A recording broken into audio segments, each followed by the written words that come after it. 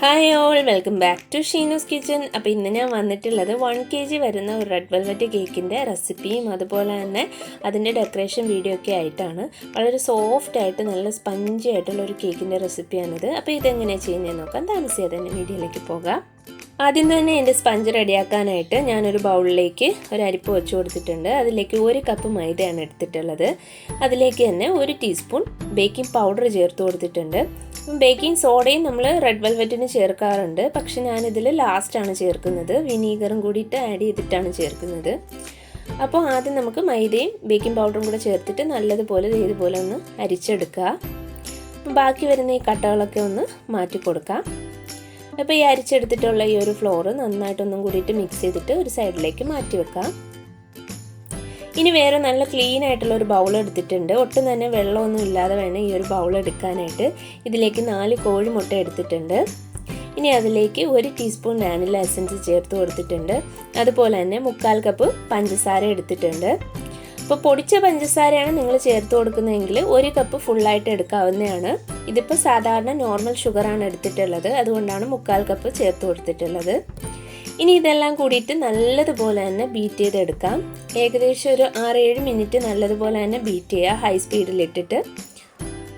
അപ്പോൾ ഇത് മുട്ട നല്ലതുപോലെ പതഞ്ഞ് കിട്ടണം, നല്ല ഫ്ലഫി ആയിട്ട് കിട്ടണം. അപ്പോൾ നമ്മൾ ചേർത്തിട്ടുള്ളതിൻ്റെ ഡബിളായിട്ട് നമുക്ക് അത് പതഞ്ഞ് കിട്ടണം. ആ ഒരു കൺസിസ്റ്റൻസി വരെ നമുക്ക് ഇതിനെ ഒന്ന് ബീറ്റ് ചെയ്തെടുക്കാം. ഇപ്പോൾ ഏകദേശം ഒരു 6 മിനിറ്റൊക്കെ കഴിഞ്ഞപ്പോൾ ഇത് നന്നായിട്ട് നമുക്ക് ബീറ്റായി കിട്ടിയിട്ടുണ്ട്. ആ മുട്ടയുടെ മഞ്ഞ നിറമൊക്കെ മാറി നല്ല വൈറ്റ് ഷെയ്ഡിലായിട്ട് കിട്ടിയിട്ടുണ്ട്. ഇനി ഇതിലേക്ക് ഒരു 3 ടേബിൾ സ്പൂണ് സൺഫ്ലവർ ഓയിലാണ് ആഡ് ചെയ്ത് കൊടുക്കുന്നത്. അപ്പോൾ അതും കൂടി ചേർത്തിട്ട് ജസ്റ്റ് ഒന്ന് ബീറ്റ് ചെയ്ത് എടുക്കുക. ഓവറായിട്ട് ബീറ്റ് ചെയ്യണ്ട, അത് ഓയിലൊന്ന് മിക്സായി കിട്ടുന്ന ആ ഒരു പാകത്തിനൊന്ന് മിക്സ് ചെയ്തെടുത്താൽ മതിയാകും. ഇനി ഇതിലേക്ക് ഞാൻ ചേർത്ത് കൊടുക്കുന്നത് 1/4 കപ്പ് പാലാണ്. അപ്പോൾ റൂം ടെമ്പറേച്ചറിലെ പാൽ തന്നെ എടുക്കണമെന്നില്ല, ഫ്രിഡ്ജിൽ നിന്ന് ഡയറക്റ്റ് എടുത്ത് ചേർത്താൽ സ്പഞ്ച് നല്ല അടിപൊളിയായിട്ട് തന്നെ കിട്ടും, ഒരു പ്രോബ്ലം വരാറില്ല. ഞാൻ എപ്പോഴും ഡയറക്റ്റ് പാൽ, തണുത്ത പാൽ തന്നെയാണ് ചേർക്കുന്നത്, ഒരു പ്രോബ്ലം ഇതുവരെ വന്നിട്ടില്ല. അപ്പോൾ നിങ്ങളും അതൊന്ന് ട്രൈ ചെയ്ത് നോക്കാം. ഇനി ഇതിലേക്ക് ഒരു 1/2 ടീസ്പൂൺ വിനീഗർ കൂടെ ചേർത്ത് കൊടുത്തിട്ടുണ്ട്. അപ്പോൾ പാലും വിനീഗറും ചേർത്തിട്ട് ജസ്റ്റ് ഒന്ന് മിക്സ് ചെയ്തെടുത്തു. ഇനി നമ്മൾ ആദ്യമേ അരിച്ചു വെച്ചിട്ടുള്ള ഡ്രൈ ഇൻഗ്രീഡിയൻസ് ആണ് ഇതിലേക്ക് ചേർത്ത് കൊടുക്കുന്നത്. അപ്പോൾ അത് ബാച്ച് വൈസ് ആയിട്ട് ചേർത്ത് കൊടുക്കാം, എല്ലാം കൂടിയിട്ട് ഒന്നിച്ചിടരുത്. 2-3 ബാച്ചായിട്ട് ചേർത്തിട്ട് ഒന്ന് മിക്സാക്കി എടുക്കാം. അപ്പോൾ ഞാനിവിടെ ബീറ്റർ യൂസ് ചെയ്തിട്ട് തന്നെയാണ് മിക്സ് ചെയ്തെടുക്കുന്നത്. അപ്പോൾ ഇങ്ങനെ ചെയ്യാൻ ബുദ്ധിമുട്ടുള്ളവർക്ക് സാധാരണ സ്പാച്ചില യൂസ് ചെയ്തിട്ട് ഒന്ന് ഫോൾഡ് ചെയ്തെടുത്താൽ മതിയാകും. അപ്പോൾ ബിഗിനേഴ്സ് ആയിട്ടുള്ളവരൊക്കെ ബീറ്റർ യൂസ് ചെയ്തിട്ട് ചെയ്യുമ്പോൾ ചിലപ്പോൾ ബാറ്റർ പൊങ്ങി വന്നിട്ടുള്ള ആ ഒരു മുട്ടയൊക്കെ പതഞ്ഞത് താഴ്ന്നു പോകാനുള്ള ഒരു ചാൻസ് ഉണ്ട്. അപ്പോൾ അതുകൊണ്ട് നിങ്ങൾ ജസ്റ്റ് സ്പാച്ചില വെച്ചിട്ട് ഫോൾഡ് ചെയ്ത് കൊടുത്താൽ മതിയാവും. ഇപ്പോൾ ലാസ്റ്റ് ബാച്ചിലെ ഫ്ലോർ ഞാൻ ആഡ് ചെയ്തു, ഫുള്ളായിട്ട് മിക്സ് ചെയ്തെടുത്തിട്ടുണ്ട്.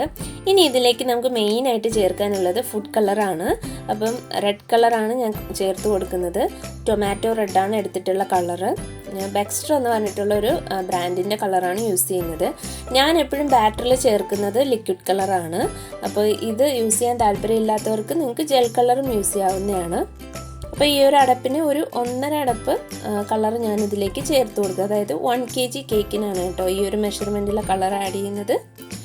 അതിനുശേഷം ഞാൻ സ്പാച്ചില വെച്ചിട്ടാണ് ഒന്ന് ഫോൾഡ് ചെയ്തെടുക്കുന്നത്. അപ്പോൾ നമ്മൾ എപ്പോഴും ഓർഡേഴ്സൊക്കെ ഉള്ളവരാണെങ്കിൽ മാക്സിമം ഇതുപോലെ ലിക്വിഡ് കളർ തന്നെ ബാറ്ററിൽ ചേർക്കാനായിട്ട് നോക്കുക. അല്ലാന്നുണ്ടെങ്കിൽ നിങ്ങൾക്ക് കുറച്ച് ബുദ്ധിമുട്ടായിരിക്കും. ജെൽ കളറാകുമ്പോൾ കുറച്ച് നമ്മൾ അധികം യൂസ് ചെയ്യണം, അതുമല്ല റേറ്റ് കൂടുതലാണ്. അപ്പം ബാറ്ററിലേക്ക് വേണ്ടിയിട്ട് മാത്രം നിങ്ങൾക്ക് ഇതുപോലെ ലിക്വിഡ് കളേഴ്സ് യൂസ് ചെയ്യാവുന്നതാണ്. അപ്പം എൻ്റെ ബാറ്റർ നല്ലതായിട്ട് റെഡി ആയിട്ടുണ്ട്, നല്ല ഡാർക്ക് കളർ കിട്ടിയിട്ടുണ്ട് കേട്ടോ. അപ്പോൾ ഇതാണ് കറക്റ്റ് ആ ഒരു കൺസിസ്റ്റൻസി എന്ന് പറയുന്നത്. ഇനി ഇതിലേക്ക് നമുക്ക് മെയിനായിട്ട് ചേർക്കാനുള്ളത് ഒരു 1/2 ടീസ്പൂൺ ബേക്കിംഗ് സോഡയാണ്. ഈ ബേക്കിംഗ് സോഡ ചേർത്ത് കൊടുത്തതിൻ്റെ മുകളിലേക്ക് ഞാൻ ഒരു 1/2 ടീസ്പൂൺ വിനീഗർ കൂടെ ഒഴിച്ചു കൊടുക്കുന്നുണ്ട്. സാധാരണയായിട്ട് നിങ്ങൾ കണ്ടിട്ടുണ്ടാവും, വേറൊരു ബൗളിലേക്ക് സെപ്പറേറ്റ് ബേക്കിംഗ് സോഡയും വിനീഗറും കൂടെ ഇട്ട് ഒന്നിച്ച് മിക്സ് ചെയ്തിട്ടാണ് ബാറ്ററിൽ ചേർത്ത് കൊടുക്കുന്നത്. അപ്പോൾ നമ്മൾ വേറൊരു ബൗളെടുത്ത് വെറുതെ അതൊന്നും അഴുക്കാക്കേണ്ട കാര്യമില്ല.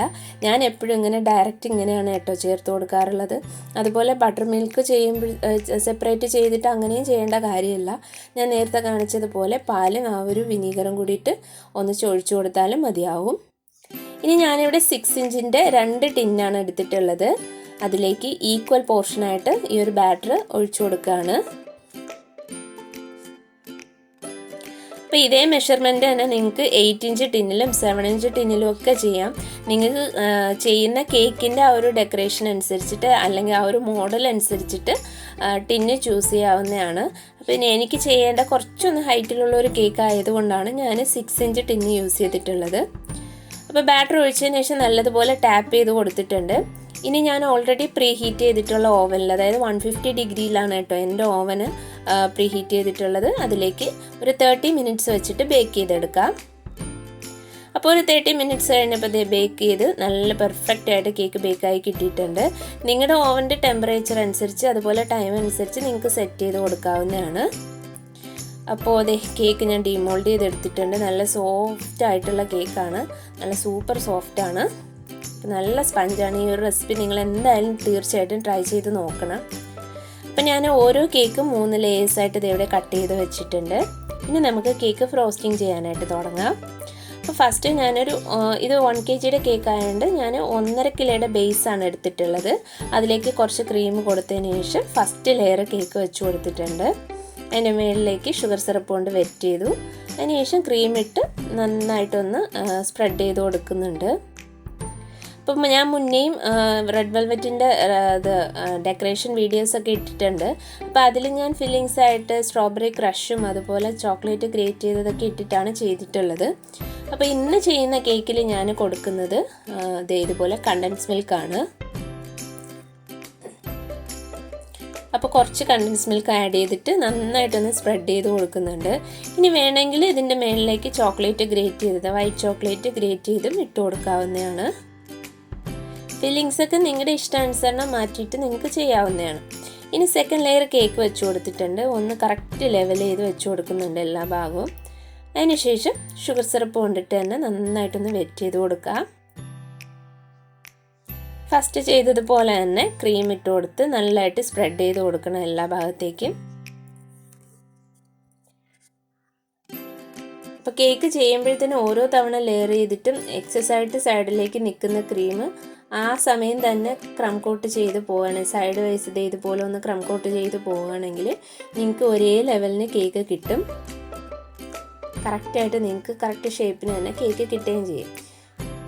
അപ്പോൾ ക്രീമൊക്കെ സ്പ്രെഡ് ചെയ്തു. വീണ്ടും ഞാൻ കണ്ടൻസ് മിൽക്ക് ആഡ് ചെയ്ത് കൊടുക്കുകയാണ്. അപ്പോൾ ഇതിൻ്റെ അളവൊക്കെ നിങ്ങൾക്ക് നിശ്ചയിക്കാം കേട്ടോ. കൂടുതൽ ടേസ്റ്റി ആയിട്ട് വേണമെങ്കിൽ കുറച്ച് കൂടുതലായിട്ട് ആഡ് ചെയ്യുക. അതല്ല നോർമലായിട്ട് മതിയെങ്കിൽ അളവ് അതിനനുസരിച്ചിട്ട് ഒഴിച്ചാൽ മതിയാവും. അപ്പോൾ തേർഡ് ലെയർ കേക്കും വെച്ച് കൊടുത്തു. ഇതേ രീതിയിൽ ഇതേ പ്രൊസീജിയറിൽ തന്നെ ബാക്കി എല്ലാ ലെയേഴ്സും ഞാൻ ക്രം കോട്ട് ചെയ്തെടുത്തിട്ടുണ്ട്. അത് ഫ്രോസ്റ്റ് ചെയ്ത് ക്രം കോട്ട് ചെയ്ത് വെച്ചിട്ടുണ്ട് കേക്ക്. അപ്പോൾ കേക്കിന് നല്ലതുപോലെ തണുപ്പിക്കണം ഫ്രിഡ്ജിൽ വെച്ചിട്ട്. അപ്പോൾ അതിന് മുന്നേ ആയിട്ട് ഞാൻ കേക്കിലേക്ക് സ്ട്രോ വെച്ച് ഒന്നുകൂടി ഒന്ന് സപ്പോർട്ട് ചെയ്ത് കൊടുക്കുകയാണ്. കാരണം അത്യാവശ്യം കുറച്ച് ഹൈറ്റുള്ള ഒരു കേക്കാണ്. ഒരു 6 ലെയേഴ്സൊക്കെ കൊടുത്തിട്ടുള്ളത് കാരണം പെട്ടെന്ന് തെന്നി പോകാനൊക്കെ സാധ്യതയുണ്ട്. അപ്പോൾ അതുകൊണ്ട് തന്നെ ഒരു 4-5 സ്ട്രോസ് വെച്ച് കൊടുക്കുകയാണ്. അപ്പോൾ ഇത് വയ്ക്കുന്നതിൽ പിശുക്കൊന്നും കാണിക്കണ്ട. നമുക്ക് കോൺഫിഡൻസ് കിട്ടുന്ന രീതിയിൽ എത്ര സ്ട്രോസ് വേണമെങ്കിലും വെച്ച് കൊടുക്കുക. അപ്പോൾ ഞാനൊരു 5 സ്ട്രോ വെച്ച് കൊടുത്തു. അതിനുശേഷം ആ ഒരു ഭാഗത്തേക്ക് ക്രീം ഇട്ടിട്ട് ഒന്ന് ലെവൽ ചെയ്ത് കൊടുക്കുകയാണ്. ഇനി ഈ ഒരു കേക്ക് ഞാൻ ഏകദേശം ഒരു മണിക്കൂറോളം ഫ്രിഡ്ജിൽ വെച്ച് നല്ലതുപോലെ തണുപ്പിച്ചെടുക്കും. അപ്പോൾ 1 മണിക്കൂറൊക്കെ കഴിഞ്ഞു കേക്ക് നല്ലതുപോലെ തണുപ്പിച്ചെടുത്തു. എന്നിട്ട് ഞാൻ ഫൈനൽ കോട്ടിങ് ചെയ്തിട്ടുണ്ട്. അപ്പോൾ അത് നിങ്ങളെ എപ്പോഴും കാണിച്ച് ബോറടിപ്പിക്കണ്ടല്ലോ, എല്ലാ വീഡിയോസിലും കാണുന്നില്ല. അപ്പോൾ അതുകൊണ്ട് വൈറ്റ് ക്രീം കൊടുത്തൊന്ന് ഫൈനൽ കോട്ടിങ് ചെയ്തെടുത്തിട്ടുണ്ട്. പിന്നെ കുറച്ച് റെഡ് വെൽവെറ്റ് കേക്കിൻ്റെ ക്രംസ് എടുത്തിട്ടുണ്ട്. അപ്പോൾ സാധാരണ എല്ലാവരും ആ കേക്കിൽ നിന്ന് തന്നെ ഒരു ലെയർ തിന്നായിട്ടുള്ള ലെയർ കട്ട് ചെയ്തിട്ടാണ് ക്രംസ് എടുക്കുന്നത്. പക്ഷെ ഞാൻ എപ്പോഴും ചെയ്യുന്നതെന്ന് വെച്ചാൽ ഓൾറെഡി പ്രിപ്പയർ ചെയ്ത് വെക്കും ക്രംസ്. അതായത് എപ്പോഴെങ്കിലും ടൈം കിട്ടുമ്പോൾ ഒരു എഗ്ഗിൻ്റെ ബാറ്ററോ അല്ലെങ്കിൽ 2 എഗ്ഗ് വെച്ചിട്ടുള്ള റെഡ് വെൽവെറ്റിൻ്റെ ബാറ്റർ പ്രിപ്പയർ ചെയ്തിട്ട് ആ ഒരു സ്പഞ്ച് റെഡിയാക്കിയതിന് ശേഷം നല്ലതുപോലെ കുറച്ചുകൂടെ ഓവനിൽ വെച്ചിട്ട് തന്നെ ഒരു 10 മിനിറ്റൊക്കെ വീണ്ടും സാധാരണ ചെയ്യുന്നതിനേക്കാൾ ഇപ്പോൾ 30 മിനിറ്റ്സ് ചെയ്യുന്നുണ്ടെങ്കിൽ ഒരു 40 മിനിറ്റ്സൊക്കെ ആ കേക്ക് ഒരു 10 മിനിറ്റ് കൂടെ കൂടുതൽ വെച്ച് ഒന്ന് ഡ്രൈ ആക്കി എടുക്കും. അതിനുശേഷം നല്ലപോലെ പൊടിച്ചിട്ട് ഇതുപോലെ എയർ ടൈറ്റ് കണ്ടെയ്നറിൽ സൂക്ഷിച്ച് വെക്കും ഫ്രിഡ്ജിൽ. അപ്പോൾ ഒരു മാസത്തോളമൊക്കെ നന്നായിട്ട് വെച്ച് നിങ്ങൾക്ക് എപ്പോഴും ഓർഡേഴ്സ് ഉള്ളവരാണെങ്കിൽ അങ്ങനെ ചെയ്ത് വെക്കുന്നതായിരിക്കും നല്ലത്. നിങ്ങൾക്ക് എപ്പോഴും ഓരോ തവണയും ചെയ്യേണ്ട ആവശ്യമില്ല. പെട്ടെന്ന് ഓർഡർ വന്ന ഉടനെ ഇത് തന്നെ എടുത്തിട്ട് നിങ്ങൾക്ക് ചെയ്യാൻ പറ്റും. അപ്പോൾ ഇനി ആ ക്രംസ് വെച്ചിട്ട് ഇതേ കേക്ക് ഇതുപോലെ ഡെക്കറേറ്റ് ചെയ്ത് കൊടുക്കുകയാണ്. മേളിലെ പോർഷനിൽ ഞാൻ അരിപ്പ് വെച്ചിട്ട് ഇങ്ങനെ ഒന്ന് സ്പ്രെഡ് ചെയ്ത് കൊടുത്തു. അതിനുശേഷം സൈഡ് വൈസ് ഇതുപോലെ കൈ വെച്ചിട്ടാണ് ചെയ്ത് കൊടുക്കുന്നത്. അപ്പോൾ റെഡ് വെൽവെറ്റ് കേക്കൊക്കെ ചെയ്യുമ്പോൾ എപ്പോഴും ഇതുപോലെ ഒരു ന്യൂസ് പേപ്പർ താഴെ ഇട്ടിട്ട് ചെയ്യുകയാണെങ്കിൽ നിങ്ങളുടെ വർക്ക് സ്പേസൊക്കെ നല്ല നീറ്റായിട്ട് കിട്ടും. അതുപോലെ ആ ക്രംസ് വേസ്റ്റ് ആയി പോയില്ല, അത് ബാക്കി വരുന്ന ആ ഒരു ക്രംസ് നിങ്ങൾക്ക് വീണ്ടും റീയൂസ് ചെയ്യാമല്ലോ. അപ്പോൾ വൈറ്റ് പോർഷൻ കാണുന്ന ആ ഒരു ഭാഗത്തൊക്കെ ഞാൻ ക്രംസ് വെച്ചിട്ട് ഫുള്ളായിട്ടൊന്ന് സ്പ്രെഡ് ചെയ്ത് കൊടുക്കുന്നുണ്ട്. അപ്പോൾ കേക്ക് നല്ലപോലെ തണുത്ത് കഴിഞ്ഞാൽ നമുക്കിതുപോലെ ചരിച്ച് പിടിക്കുമ്പോൾ ഒന്നും പ്രശ്നമില്ലാതെ തെന്നി പോകത്തൊന്നുമില്ല. അതുകൊണ്ടാണ് കേക്ക് മാക്സിമം ഫ്രിഡ്ജിൽ വെച്ച് തണുപ്പിച്ചെടുക്കാൻ പറയുന്നത്. അപ്പം എന്തേ ക്രംസൊക്കെ കൊടുത്തു കഴിഞ്ഞു. ഇനി നമുക്ക് ഈ കേക്കിനൊന്ന് സുന്ദരിയാക്കി എടുക്കണ്ടേ. അപ്പോൾ അതിന് വേണ്ടിയിട്ട് ഞാൻ ഫ്രഷ് ഫ്ലവേഴ്സാണ് യൂസ് ചെയ്യുന്നത്. അപ്പോൾ റെഡ് ആൻഡ് വൈറ്റ് കോമ്പിനേഷനിലാണ് ഈ ഒരു കേക്ക് ചെയ്തെടുത്തിട്ടുള്ളത്. അപ്പം ഞാൻ കുറച്ച് വൈറ്റ് റോസസാണ് എടുത്തിട്ടുള്ളത്. അത് നല്ലതുപോലെ വാഷ് ചെയ്ത് തണ്ടെല്ലാം കട്ട് ചെയ്തെടുത്തു. നിങ്ങൾക്കിപ്പോൾ ഇത് കണ്ടാൽ മനസ്സിലാവും ഞാനിതിൽ ക്ലിംഗ് റാപ്പ് ചുറ്റിയിട്ടില്ല. കാരണം ഇടയ്ക്കൊരു തവണ വീട്ടിലൊരു ഫംഗ്ഷന് വേണ്ടിയിട്ട് ഞാനിതുപോലെ കേക്ക് ചെയ്തപ്പോൾ ക്ലിംഗ് റാപ്പ് ചുറ്റിയെടുത്തു. പക്ഷേ കട്ട് ചെയ്ത ആ ഒരു കേക്ക് എടുത്തപ്പോഴത്തേന് എനിക്ക് ഉള്ളിലൊന്ന് ആ ഒരു ക്ലിംഗ് റാപ്പിൻ്റെ പീസ് കിട്ടി. എനിക്ക് തന്നെയാണ് കിട്ടിയത്. അപ്പോൾ എനിക്ക് മനസ്സിലായത് കസ്റ്റമേഴ്സ് കൊണ്ടുപോയാൽ ഈ ഒരു പ്രശ്നം വരേണ്ട ചാൻസ് ഉണ്ട്. അപ്പോൾ അത് ഫ്ലവേഴ്സ് നല്ലതായിട്ട് വാഷ് ചെയ്തിട്ട് കൊടുക്കുകയാണെങ്കിൽ പ്രശ്നമില്ലല്ലോ. അപ്പോൾ അങ്ങനെ കൊടുക്കാൻ തണ്ട് വെച്ചിട്ട് കൊടുക്കാൻ ബുദ്ധിമുട്ടുള്ളവർക്ക് ആ ഒരു തണ്ട് ഏറ്റവും അറ്റത്ത് വെച്ച് കട്ട് ചെയ്തിട്ട് അവിടെ ടൂത്ത് പിക്ക് വെച്ചിട്ട് നിങ്ങൾക്ക് ജോയിൻ ചെയ്തിട്ട് കേക്കിലേക്ക് ഇതുപോലെ സ്റ്റിക്ക് ചെയ്ത് കൊടുക്കാം കേട്ടോ. അങ്ങനെ ഒരു ഇൻസിഡൻറ്റ് ഉണ്ടായതിന് ശേഷം ഞാനിപ്പോൾ ക്ലിംഗ് റാപ്പ് ചെയ്യാറില്ല. ഡയറക്റ്റ് ഇങ്ങനെ തന്നെയാണ് വെച്ച് കൊടുക്കുന്നത്. അപ്പം ഈ ഫ്ലവേഴ്സ് മേളിൽ ഫുള്ളായിട്ട് വെച്ച് കൊടുത്തു. അതിനുശേഷം ഈ ഇടയ്ക്കുള്ള ഭാഗങ്ങളിൽ ഇതുപോലെ വൈറ്റ് ജിപ്സും ഫ്ലവറും വെച്ച് കൊടുക്കുകയാണ്. അപ്പോൾ അതൊരു ഫില്ലർ പോലെയാണ് വെച്ച് കൊടുക്കുന്നത്. ഇടയ്ക്ക് ഏതൊക്കെ പോർഷനിലാണോ സ്ഥലമുള്ളത് അവിടേക്ക് ഇങ്ങനെ ഈ ഒരു വൈറ്റ് ജിപ്സും ഫ്ലവേഴ്സ് വെച്ചിട്ട് ഫില്ല് ചെയ്ത് കൊടുക്കുക. അപ്പോൾ ഇത്രയേ ഉള്ളൂ. വളരെ സിമ്പിളായിട്ട് എല്ലാവർക്കും ചെയ്യാൻ പറ്റുന്ന ഒരു കേക്കാണ്. നല്ല എലഗൻ്റായിട്ട് വെഡ്ഡിങ് ആനിവേഴ്സറിക്കും വെഡ്ഡിങ്ങിനൊക്കെ ചെയ്യാൻ പറ്റിയ ഒരു കേക്കാണ്. അപ്പോൾ ഇന്നത്തെ ഈ ഒരു ചെറിയൊരു വീഡിയോ നിങ്ങൾക്ക് എല്ലാവർക്കും ഇഷ്ടമായെന്ന് വിശ്വസിക്കുന്നു. എല്ലാവരും തീർച്ചയായിട്ടും ഈ ഒരു റെസിപ്പി ട്രൈ ചെയ്ത് നോക്കുക. അപ്പോൾ നെക്സ്റ്റ് നല്ലൊരു വീഡിയോ ആയിട്ട് വരുന്നവരേക്കും എല്ലാ കൂട്ടുകാർക്കും bye bye. Thank you for watching Sheenu's kitchen.